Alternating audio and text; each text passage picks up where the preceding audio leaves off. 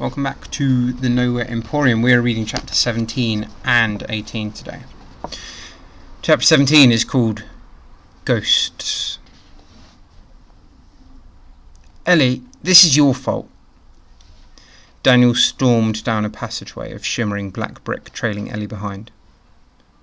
Sorry, she said, trying not to laugh. You look great, really.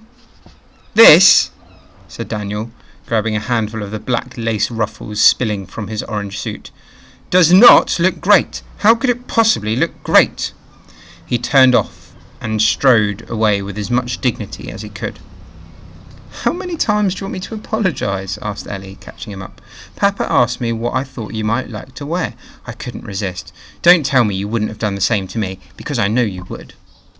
I'll get you back for this. They reached a grand set of arched black doors. A single word had been painted on its nameplate in flowery letters. Ballroom. Daniel pulled on the golden door handles and the doors swung open. A huge circular wonder opened up before him, with a marble floor and a high domed ceiling of deepest black, finished with scattered golden stars. The wall of the ballroom was made entirely of glass, circular and continuous, looking out towards the illusion of a clear night sky and an impossibly large full moon. The floor was crowded with guests in orange, black and gold. Many had been cornered by members of the Emporium staff, who were as excited by the rare opportunity to speak freely with those from beyond the shop's walls. Ghostly waiters walked among the guests. They carried golden trays neatly stacked with goblets of orange liquid, piles of chocolate bats and licorice spiders, apples coated in rich caramel and chocolate, all filling the room with a delicious sweet scent. A hush began to fall over the crowd. Heads turned towards a raised circular platform in the centre of the floor, where a ghostly brass band had assembled. And then the band began to play. Waves of music swept the ballroom, enveloping guests and staff alike, carrying them off into waltzes and spins and toe-tapping, high-kicking barn dances.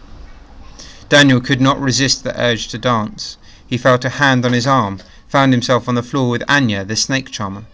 They danced until Daniel could dance no more, and he went to the edge of the room to catch his breath. Ellie showed no signs of stopping. She hadn't left the dance floor all evening, and it seemed to Daniel that this was the happiest he'd seen her look. A waiter passed by, offering him a goblet. What is it? He asked, trying not to be too distracted by the fact that he could see straight through the waiter. Pumpkin mead. Daniel took a goblet and sipped the liquid. It warmed his insides, like drinking the memory of an autumn night sat by the bonfire. He had drained the last drop from his glass when he turned and clipped the arm of an extremely tall man in a charcoal suit, dropping his goblet with a clatter. Oh, I'm sorry, said Daniel, but when he straightened up, the man was already gone. Mr. Silver walked the far side of the ballroom, sips of pumpkin mead warming him as he watched his daughter watching everyone else. He cut through circles of chattering guests, dodging waltzing couples, catching snippets of stolen conversation. He smiled as he passed Caleb, who had cornered several guests from the outside world. Tell me, is it true that the moon out there is made from cheese? And if so, what sort of cheese? Nothing too crumbly or runny, I'll bet. Silver stopped and finished his mead, glancing up at the chandelier high above. Something in the corner of his eye bothered him. He turned his head. Everything, the music and the chatter, the graceful movement of the dancing guests, the waiters and the gleaming chandelier, seemed to stop. Mr. Silver's grey eyes fixed upon the blue eyes of the man striding through the crowd towards him. He recognised him at once. As Vindictus Sharp approached, he removed his bowler hat, stopping so close to Silver that their chests almost touched. The air crackled and sparkled around them. Mr. Silver's face was as colourless as one of his ghostly waiters. His mouth was shut tight, his expression frozen, unreadable. You are a difficult man to find, Lucian, said Sharp. I do my best, Mr. Silver whispered. Sharp's mouth curled into something that might have been a smile and might have been a sneer. He leaned in slowly, deliberately, and whispered something in Mr. Silver's ear. Then he straightened up once more. He waited. At first, Mr. Silver did nothing but look at the floor. When he raised his head at last, his face was heavy with sadness. He managed a slow nod. Sharp offered a handshake. When their hands touched, lights around the hall began to flicker. A few bulbs blew out, spitting shards of glass among the feet of the guests, who gasped and shrieked and laughed, believing it to be part of the entertainment. A flash of white teeth from Sharp as he turned and began to walk away through the crowd. Mr. Silver watched him as he left the ballroom, standing frozen among the sea of sparkling dancers. Chapter 18. A Parting of Ways. Edinburgh, May, 1890. Raindrops the size of marbles pelted the fine oak coffin as it was lowered into the soil on an unseasonably cold Edinburgh spring day. News of Birdie's passing had taken flight, crossing oceans and continents, and many of the entertainers with whom she had worked over the years had come to pay their respects, shivering together beneath a canopy of black umbrellas. Lucien Silver stood near the mouth of the grave and listened as the minister delivered Birdie's eulogy. Vindictor Sharp stood at Lucien's side, tall and dark and silent as a shadow. Neither acknowledged the presence of the other. When the funeral was over, mourners began to filter away towards the shelter of waiting carriages.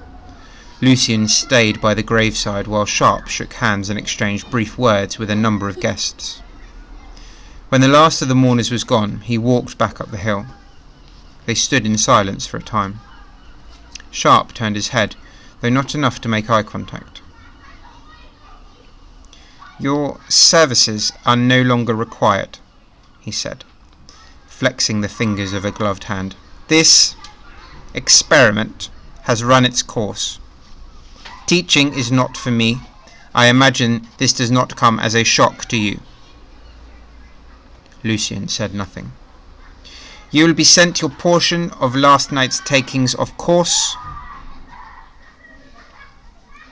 "I do not want it," Lucien said.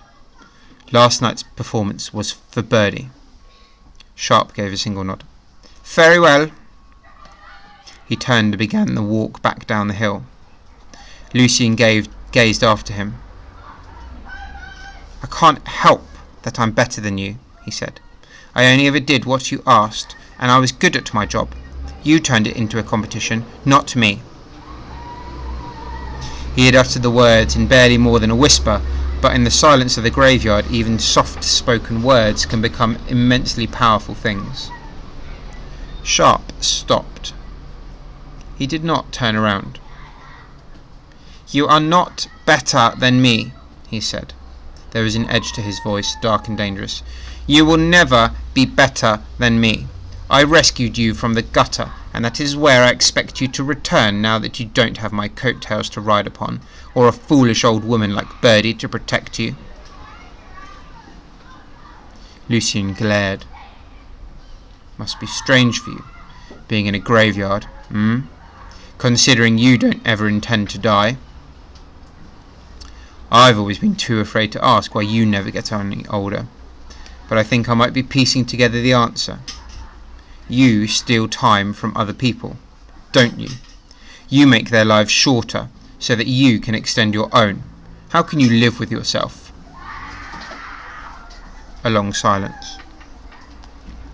At last, his back still turned, Sharp said, "Goodbye, Mr. Silver. Good luck." Lucien watched his former employer wind down the path towards the comfort of his carriage. When the slick black horses had pulled Sharp through the iron gates, it occurred to Lucien that a very long and interesting chapter of his life had come to an end. He turned his attention once more to the fresh grave at his feet. Reaching into his coat, he produced a single long-stemmed red rose. With the wave of a hand, the stem of the rose became black as coal, and the petals were coated in shining gold. Lucien placed the black gold rose on the headstone. Goodbye, Birdie. Rain washed the tears from his face as he trudged down the hill towards the gates and the world beyond. And the world was a big, big place. Lucien did not know where to go or what to do next. His fingers touched the book in his coat pocket, its pages full of dreams, imaginings and possibilities, and somehow he did not feel quite so lost. Without knowing why, he began to smile. Then, with a final glance to the top of the hill, Lucien Silver walked through the cemetery gates and away.